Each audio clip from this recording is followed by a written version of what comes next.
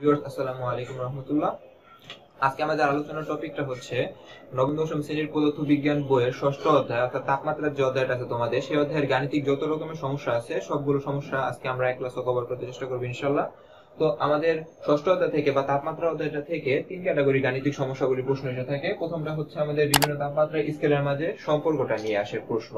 দ্বিতীয়টা হচ্ছে আমাদের প্রসারণ সহগ, এন্ড লাস্ট অফ অল আমাদের আপেক্ষিক তাপমাত্রা নির্ণয়ের যে সূত্র আছে সেই সূত্রটা দিয়ে আমাদের প্রশ্ন এসে থাকে। তো প্রথম বিষয়টা আমাদের বিভিন্ন তাপমাত্রা স্কেলের মাঝে সম্পর্ক, সেটা নিয়ে আমরা দেখি।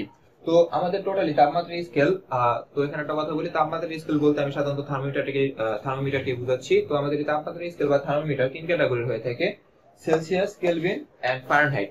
তো এই সেলসিয়াস স্কেল, কেলভিন স্কেল আর ফারেনহাইট স্কেল তিন ক্যাটাগরির তাপমাত্রা স্কেলের মধ্যে ব্যবহারগত কিছু পার্থক্য আছে। সেই পার্থক্যটা হচ্ছে যে সেলসিয়াস স্কেলটা সাধারণত আমাদের আবহাওয়াবিদ যারা আছে তারা ব্যবহার করে থাকেন আমাদের পরিবেশের তাপমাত্রা মেজার করার জন্য। আর ফারেনহাইট স্কেলটা আমাদের যে ডাক্তার আছে ডাক্তাররা ব্যবহার করে থাকেন আমাদের শরীরের তাপমাত্রা মাপার জন্য। আর কেলভিন স্কেলটা ব্যবহার করা হয়ে থাকে বিভিন্ন পরীক্ষাগারে। আর কেলভিনটাই হচ্ছে তাপমাত্রা মেজার করার বা পরিমাপ করার আন্তর্জাতিক একক। তো এই বিষয়টা তোমরা অবশ্যই খেয়াল করেছো যে অনেক সময় খবরে বলা হয় যে আজকে তাপমাত্রা হচ্ছে 32 ডিগ্রি সেলসিয়াস। আচ্ছা, সেলসিয়াসটা না বলি, বলা হয় 32 ডিগ্রি। আর আমাদের যখন আমাদের জ্বর হয়, তো আমরা যখন ডাক্তারের কাছে যাই আমাদের শরীরের তাপমাত্রা মাপার জন্য, তখন ডাক্তার বলে আমাদের শরীরের তাপমাত্রা 101 বা 100 এরকম কিছু একটা। তো এই ক্ষেত্রে বিষয়টা এরকম কি আসে না কখনো যে পরিবেশের তাপমাত্রা 32 আর আমার শরীরের তাপমাত্রা 101, তাহলে আমার শরীরে হিট বেশি? না, আসলে বিষয়টা এরকম কিছুই না। তো এখানে অ্যাকচুয়ালি আমাদের তাপমাত্রা স্কেলের মধ্যে যে সম্পর্কটা আছে সেই সম্পর্কটা বুঝলে এটার অ্যান্সারটা অটোমেটিক্যালি পেয়ে যাবে ইনশাল্লাহ। তো সেই সম্পর্কটাকে আমরা একটু দেখার চেষ্টা করি। তো প্রথম তো দেখো আমাদের সেলসিয়াস স্কেলটা তাপমাত্রা কাউন্ট করা বা গণনা করা শুরু হইতেছে 0 ডিগ্রি থেকে। আর এই 0 ডিগ্রিকে বলা হয় আইস বিন্দু। অর্থাৎ যে বিন্দু থেকে আইস বিন্দু, তো সেই বিন্দুতে যে বিন্দুতে আমাদের পানি বরফে পরিণত হবে। তো সেলসিয়াস স্কেলে তাপমাত্রা যখন 0 ডিগ্রি থাকে তখন আমাদের বিশুদ্ধ পানি বরফে পরিণত হয়ে যায়।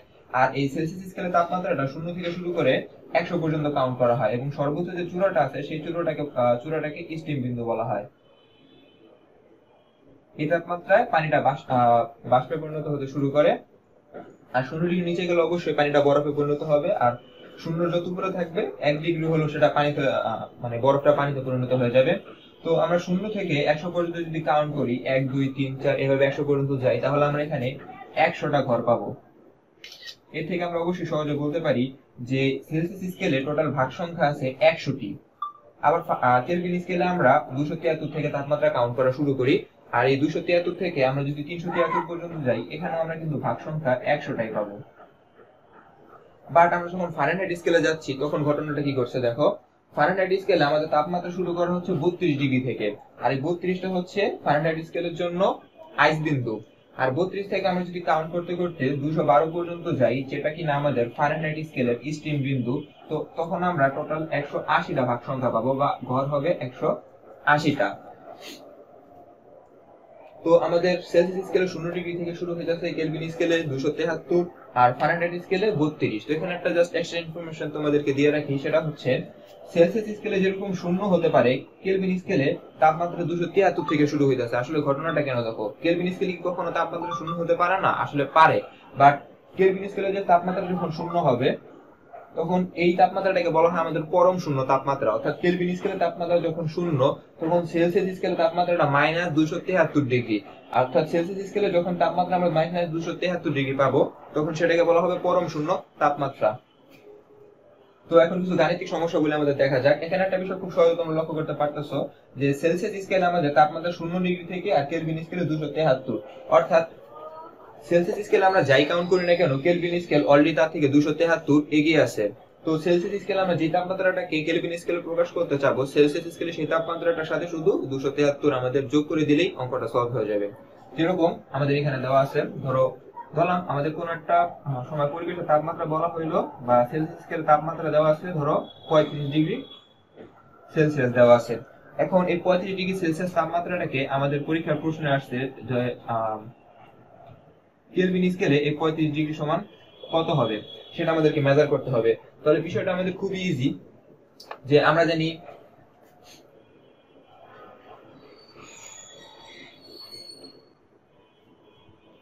আমরা জানি k is equal to c plus 273। তো এখানে c এর মানটা আমাদের দেওয়া আছে 35 ডিগ্রি।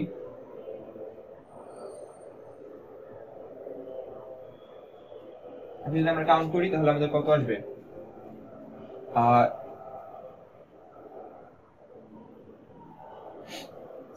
তাহলে আমরা বলতে পারি সেলসিয়াস স্কেলের যে তাপমাত্রা আমাদের 35 ডিগ্রি, সেই তাপমাত্রাটাকে আমরা যখন কেলভিন স্কেলে নিয়ে যাব সেই তাপমাত্রা তখন হয়ে যাচ্ছে আমাদের 308 ডিগ্রি।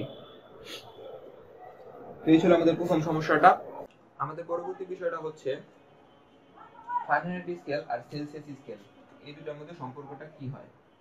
তো আমরা কিছুক্ষণ আগে কেলভিন আর সেলসিয়াস স্কেলের মধ্যে সম্পর্কটা দেখে ফেলেছি। এখন আমরা ফারেনহাইট স্কেল আর সেলসিয়াস স্কেলের মাঝে যে সম্পর্কটা আছে সেটা দেখব। অর্থাৎ আমাদের কোনো একটা তাপমাত্রা সেলসিয়াস স্কেলে দেওয়া থাকলে সেটাকে যেন আমরা ফারেনহাইট স্কেলে প্রকাশ করতে পারি।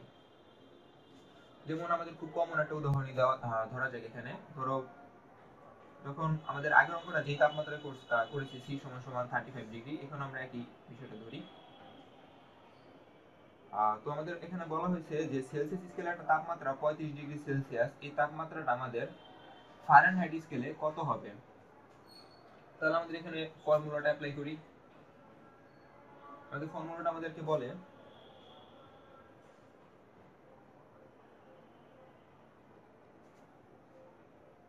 F is equal to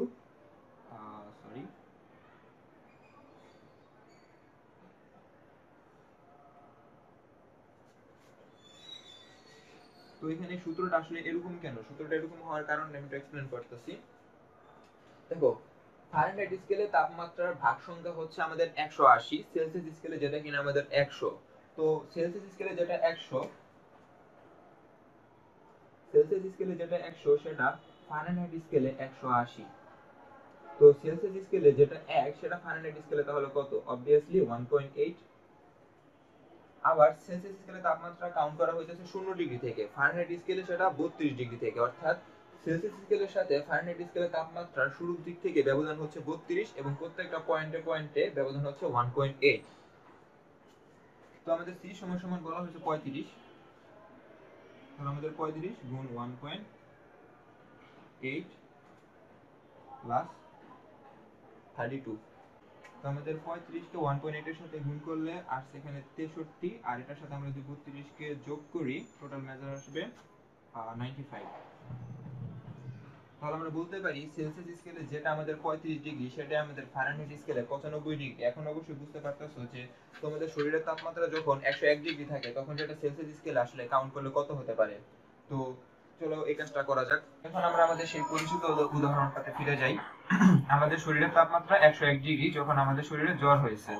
তো এটা হচ্ছে আমাদের ফারেনহাইট স্কেলে 101 ডিগ্রি ফারেনহাইট। এই তাপমাত্রা আমাদের সেলসিয়াস স্কেলে কত সেটা এখন আমরা নির্ণয় করব। তো আমাদের সূত্রটা হচ্ছে F is equal to C into 1.8 plus 32। তো আমাদের F এর মানটা জানা আছে 101 সমান 1.8C plus 32। 32 কে আমরা পক্ষান্তর করে দেই, তখন আমরা বলতে পারবো 1.8C is equal to 101 minus 32। তাহলে আমাদের 101 থেকে যখন 32 বিয়োগ যাচ্ছে তখন সেখানে হচ্ছে আমাদের 69। এরপর আমরা অবশ্যই 1.8টা এখানে গুণাকার আছে, এটাকে আমরা পক্ষান্তর করে দেব। অর্থাৎ আমাদের 69 ডিভাইডেড বাই 1.8। তো আমরা 69 কে যখন 1.8 দ্বারা ভাগ করব তখন আমাদের যে মানটা আসবে সেই মানটা হচ্ছে 38.33 এরকম একটা মান। তো এটা এখানে হচ্ছে আমাদের অ্যান্সার। তো বুঝতে পারতেছো আসলে তোমার শরীরের তাপমাত্রা যখন 101 ডিগ্রি মেজার করে ডাক্তার বলতেছে তখন আসলে তোমার শরীরের তাপমাত্রা 38 ডিগ্রি সেলসিয়াস, যখন আমরা এটাকে সেলসিয়াস স্কেলে কাউন্ট করব। বাট এই 38.33 বা 38.33 ডিগ্রি সেলসিয়াস তাপমাত্রাটাই আমাদের ফারেনহাইট স্কেলে 101 ডিগ্রি হয়ে যাচ্ছে। তো যারা অলরেডি ইতিমধ্যে এই বিভিন্ন তাপমাত্রার স্কেল সংক্রান্ত অঙ্কগুলো করেছো তাদের আমার এই সূত্রগুলো ব্যাপারে একটু সমস্যা থাকতে পারে, কারণ তোমরা বই সূত্রটা হয়তো এরকম দেখেছো যে C/5 is equal to F minus 32 divided by 9 is equal to K minus 273 divided by 5। মানে এই জিনিসটাকে তুমি একটু লাস্ট পর্যন্ত ক্যালকুলেশন করে দেখো, এইগুলো ছাড়া আর কিছুই পাবা না।